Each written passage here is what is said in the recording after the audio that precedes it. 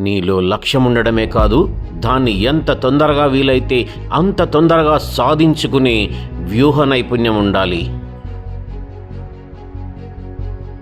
లక్ష్యం కోసం పనిచేస్తున్నప్పుడు పిచ్చివాడిలా అగుపిస్తావు, కానీ గెలిచిన తర్వాత గొప్పవాడిలా కనిపిస్తావు.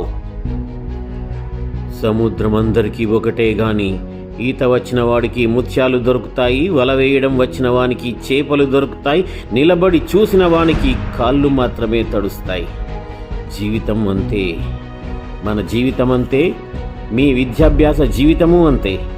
కష్టపడి ఇష్టపడి చదివిన వానికి అద్భుతమైన జీవితం లభిస్తుంది. అలా చేయని వానికి జీవితమంతా కష్టాలే వస్తాయి. అందుకే మన ప్రయత్నమే జీవితం, మన ప్రయత్నమే మన బలం. నేడు కృషే రేపటి ఫలితం. అందుకే కృషి చేయండి, అద్భుతాలు సృష్టించండి, అద్భుతమైన జీవితాన్ని, ఆనందమైన జీవితాన్ని గడపండి. విద్యార్థులారా,